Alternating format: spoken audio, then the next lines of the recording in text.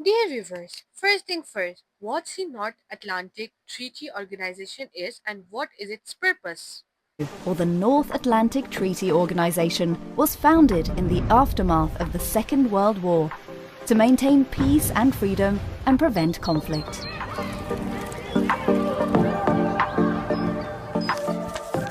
In 1949, facing a growing threat from the Soviet Union, 12 countries from Europe and North America signed a treaty committing to the principle of collective defense.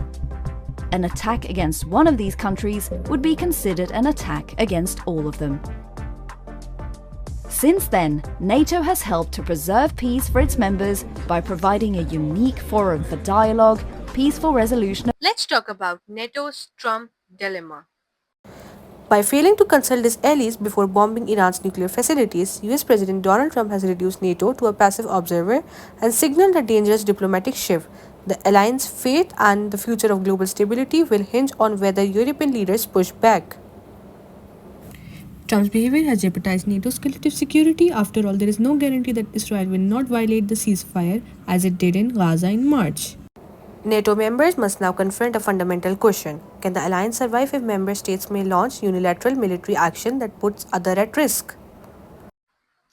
Today, as Trump's action threatened further erosion of hard-won international laws, European leaders must push back if NATO fails to uphold the rule of law.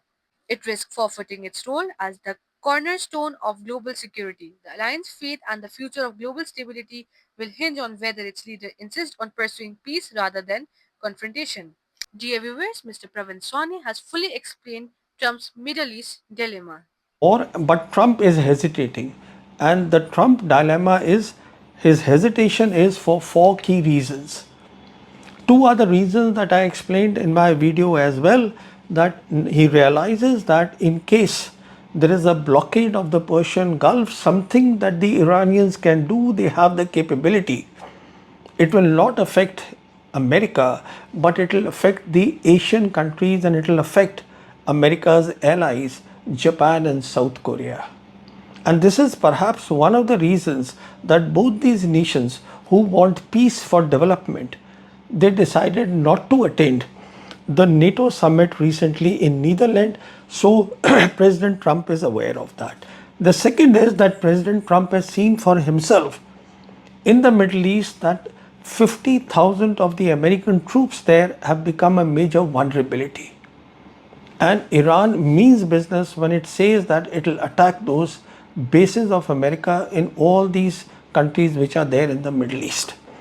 The third is that President Trump also worries about his MAGA image, which is that he should be seen as a peace president and not as a war president.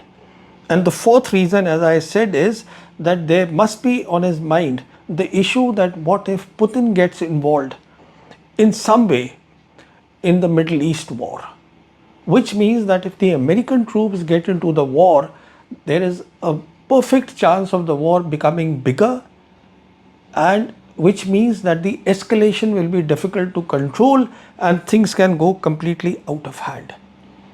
Now, there are a lot of people who say that, look, it is not very clear how much the Russians will get involved in case there is a war and they will be on the side of Iran. And much attention is drawn to a recent interview given by President Putin where he spoke about, he was talking of Israel and he said that, look, out of the 10 million people in Israel, close to 2 million people, they are of Soviet and Russian origin.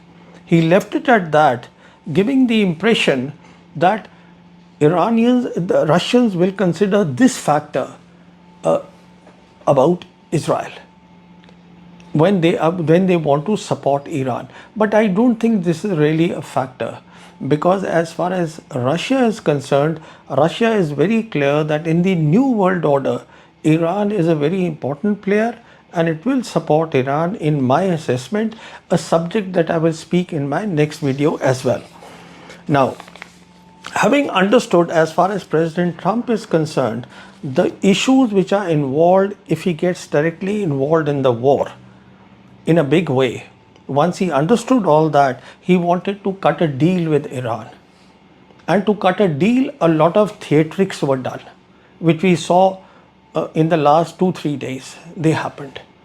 And we saw that there was a report of the damage assessment which was given by the DIA, the Defense Agency, Intelligence Agency of the Pentagon, that got leaked to the CNN.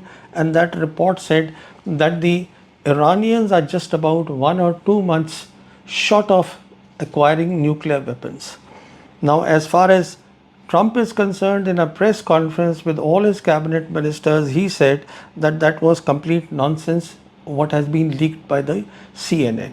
And then we saw that after he got involved, everything was a theatric. You know, when he got involved, the Americans got involved on the night of 22nd June.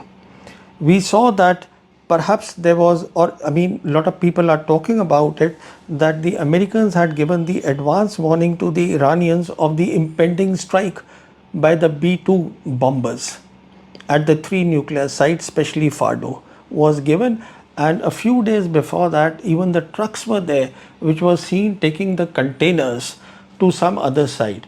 So, what is being said is that there was actually nothing at the sites. The Iranians had already moved the things. Then we also saw that through the Qataris, there was a talk between the Iranians and the Americans, and as a consequence, a response that the Iranians gave to the bombers coming into their territory, they fired 6 ballistic missiles, for which they fired 6 ballistic missiles on the airbase in Qatar, and they are said to have given the advance warning to that, so there was no damages there as well. In fact, Qatar is the country which finally organized the deal between America and Iran. And I mean, it's, and the other thing, it's very obvious thing is that when you have the B-2 bombers coming in Iran territory and nobody fires at them from inside, that means they were expecting that to happen. So this all was theatrics. It was a theater which was done. And now it becomes very clear why it was done. It was done to cut the deal. And the deal that Trump has offered to Iran is actually in two parts. The first part of the deal is that he has said that he will give $30 billion to Iran. Then he has no problems with Iran going ahead with its civil nuclear program, obviously under the IAEA inspections. Then he also will consider easing the sanctions of Iran. Then he wants to free the frozen funds of Iran, close to $100 billion.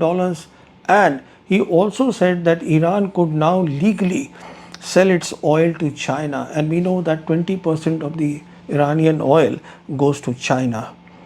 The condition only he put here is that there should be no bomb making by the Iran. Iran cannot make the bomb. So this is one part of the deal. Now the second part of the deal is, we've come to know that he announced that in a week's time he'll be talking to the Iranians. The Americans will talk to the Iranians, and he has spoken about a Gaza peace plan where the Israelis are also involved. And the two key things which will never be acceptable to Iran in the Gaza peace plan are that Hamas cannot be in Gaza, it has to go out of the country or it has to go someplace. And the second is, it talks about a two-state solution, which I said will not be acceptable to the Iranians. Now, so this is where I think the whole idea of this peace plan is, and which is what the Israelis also have not objected to, rather they are a party to that, is that because the Israelis could not do anything in that 12-day war through military means, the idea is to isolate Iran in the region. So this is the plan. I have my doubts, though of course we have to wait and see what happens next week. But Iran is unlikely to accept this deal that the Americans are offering, because then it will not be able to accomplish its main objective that it has set out for itself. And more than that, the credibility of Iran in the region and in the global south. You see that profile of Iran. Mina Zabu Zainab Sarfraz Ahmad, Karachi, Pakistan. Ana Zainab Sarfraz Ahmad, Karachi, Pakistan.